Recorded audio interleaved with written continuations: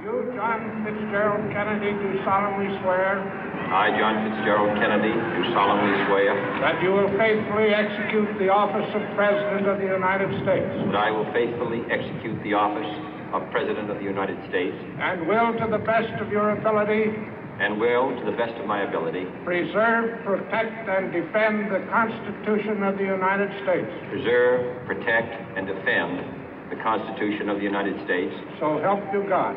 So help me God.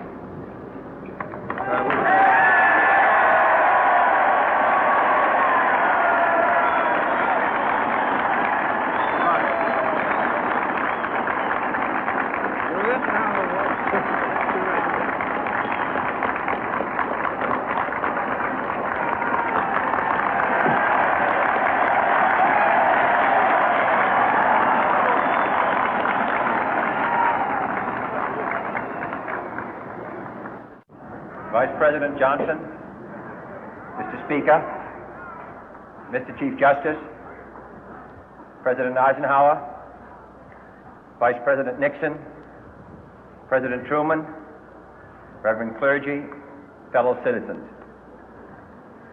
We observe today not a victory of party, but a celebration of freedom, symbolizing an end as well as a beginning, signifying renewal as well as change.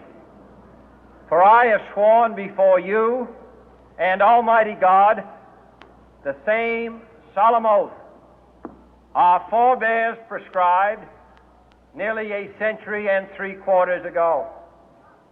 The world is very different now, for man holds in his mortal hands the power to abolish all forms of human poverty and all forms of human life.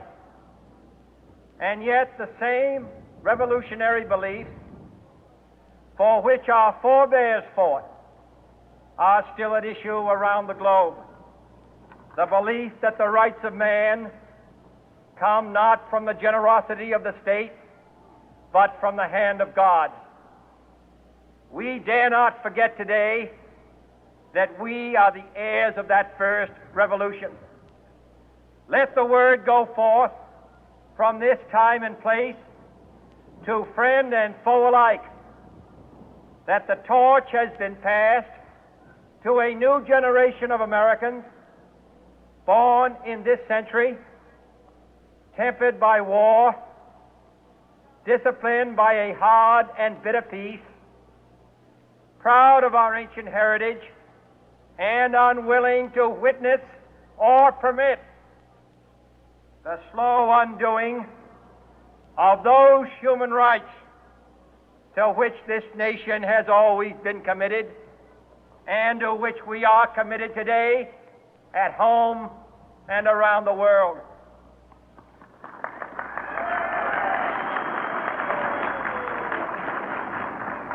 Let every nation know, whether it wishes us well or ill, that we shall pay any price, bear any burden, meet any hardship, support any friend, oppose any foe to assure the survival and the success of liberty.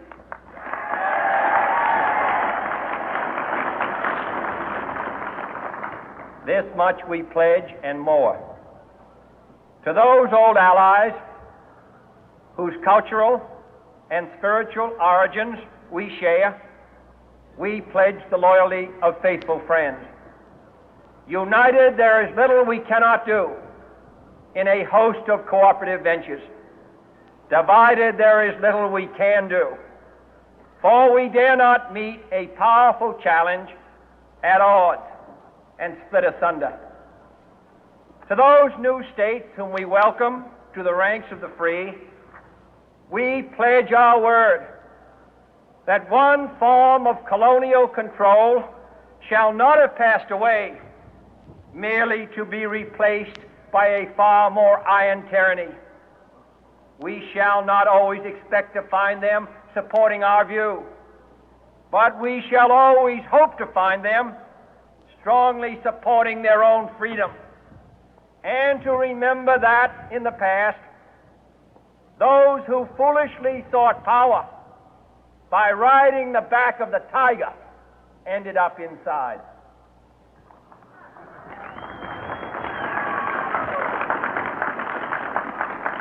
To those people in the huts and villages of half the globe struggling to break the bonds of mass misery, we pledge our best efforts to help them help themselves for whatever period is required, not because the communists may be doing it, not because we seek their votes, but because it is right. If a free society cannot help the many who are poor, it cannot save the few who are rich.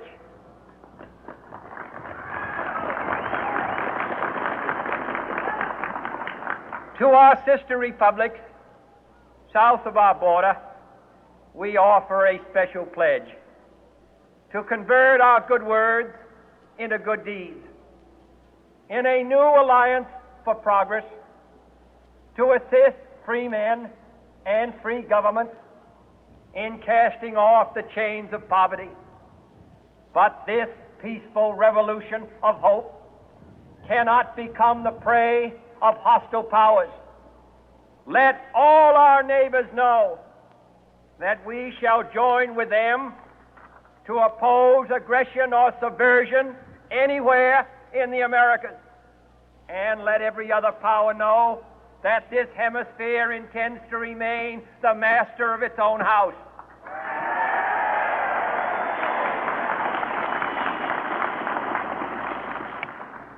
To that World Assembly of Sovereign States, the United Nations, our last best hope, in an age where the instruments of war have far outpaced the instruments of peace, we renew our pledge of support to prevent it from becoming merely a forum for invective, to strengthen its shield of the new and the weak, and to enlarge the area in which its writ may run.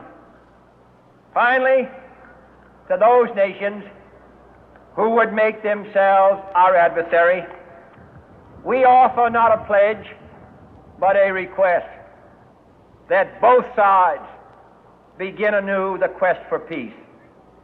Before the dark powers of destruction, unleashed by science, engulf all humanity in planned or accidental self-destruction, we dare not tempt them with weakness, for only when our arms are sufficient beyond doubt can we be certain beyond doubt that they will never be employed.